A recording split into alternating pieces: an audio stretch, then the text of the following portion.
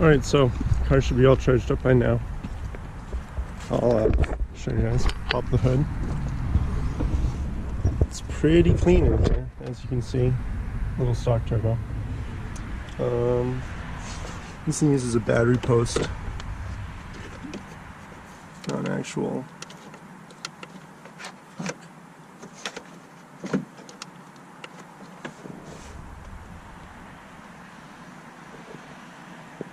Alright, well, here's my charger. I somehow got turned off. But, hopefully it starts anyways. I haven't driven this car in probably 2.5 months, 3 months. It has a bad MAF, and I ordered a new one.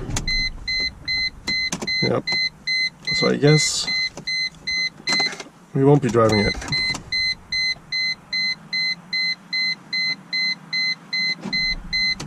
Well, that really stinks. I guess that we'll try again in like an hour or so. Unfortunately, we're running out of daylight. This might happen a different day. Alright, it's been about an hour. So I guess we'll give it a try, see if the car starts. Stick the key in.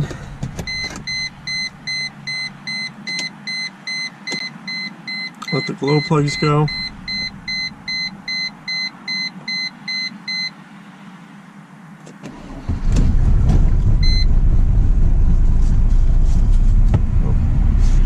Okay, so this car has some noisy injectors. It's got about 200,000 miles on it. It really needs a rebuild on the injectors, which we can do that at some point. I just need to get a injector rebuild kit with the pop tester and stuff, because then I can do the injectors on my other car also. So that's actually something that I've been meaning to buy and get. It's just last time I checked they were out of stock. I wasn't able to get them from the diesel source or something like that. Hard to pop the hood with one hand. There we go.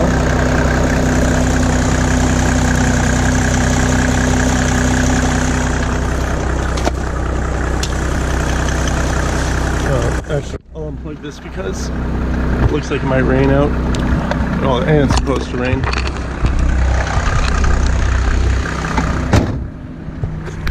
Take a walk around the car. You can see it's kind of smoky. It's because the injectors are bad, but all in all, it's a pretty clean car. Come on, Dange.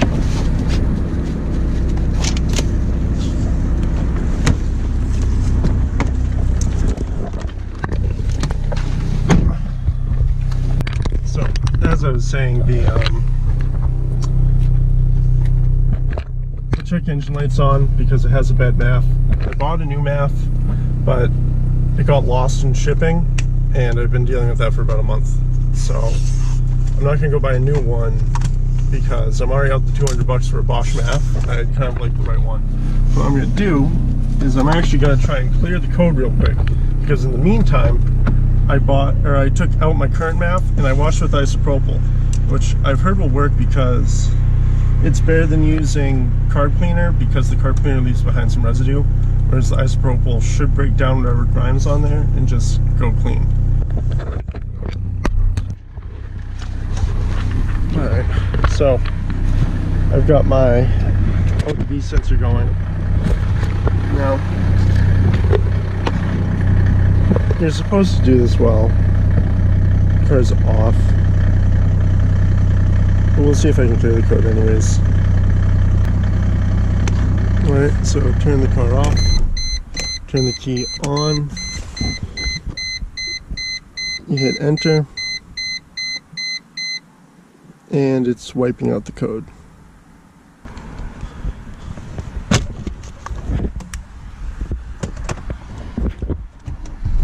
Nice, the battery was still good enough. Alrighty. Now, I don't know what's up with that light over on the left. Oh, so there's that. So I guess the car is going to be lame. Turn off ESP. Try and go forward.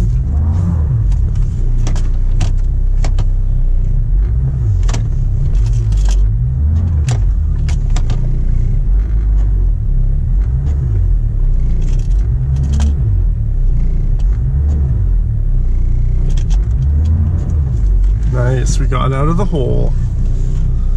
So, as you can see, smoke from the injectors. Now, I don't want to jinx anything, but I don't have a MAF code, so that's cool. And that just says that I've got a lamp out.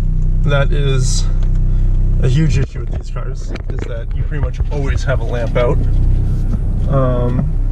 But other than that, the thing drives great. It's an inline 6, 3 liter. It's got that little turbo that I showed you earlier.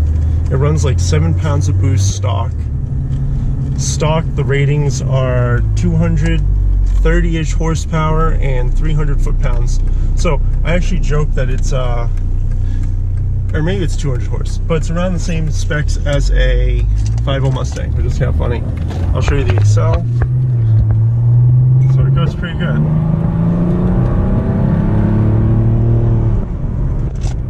It almost does, it doesn't even really sound like a diesel. It almost sounds like a gasser once you get up in the RPMs. I'll roll down the window and we can get a shot of that. Before I really get on it, we're gonna cruise a little bit longer. But all in all, it's definitely a solid car. So plans eventually are to put a mechanical pump on it, get a Cummins turbo, and turn up the boost. These things can take a lot of horsepower before they have any issues, even on a full stock configuration. So I would really like one E36 of some sort. I think that would just be awesome. We'll get on the highway in a second and we'll do a pull onto the highway. Got the Dange with me. If you can't tell, he's here to carry the channel. So if you get bored of me, at least maybe you like dogs and you can enjoy danger. So now we're up to temp. I'll get on for you guys coming out here. Roll down the windows so you can hear some of the turbo noise and stuff. As I said, really doesn't even really sound like a diesel once you get up in the RPMs. So here we go. And apparently my transmission is not happy. I am up to temp. I figured the transmission would be doing all right, but it really did not like that, man. So yeah. I guess the next best thing to do is just get on the highway and put my foot down again. So that's what we're gonna do. So I'm going to try and manually shift it. See if that works out better. So here we go.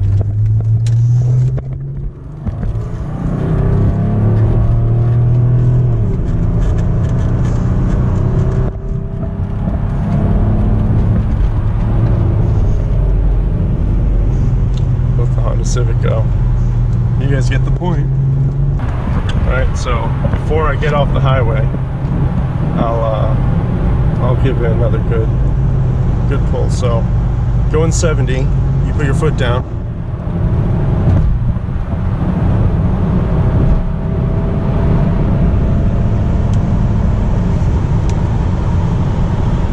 There you go. There's like 70 to 100 right there.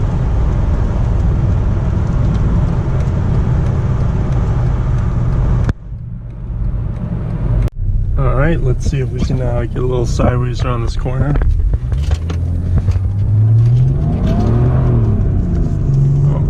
Caught me. So this thing is really invasive traction control.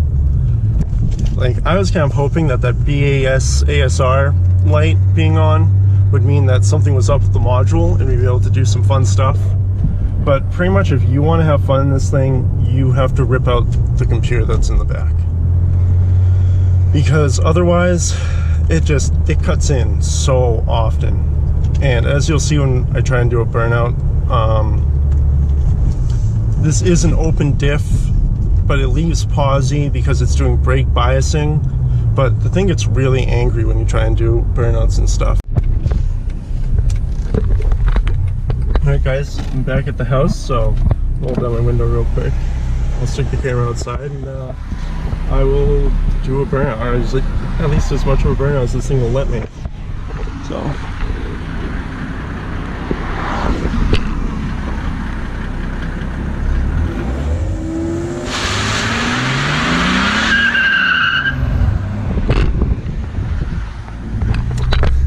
So there you go.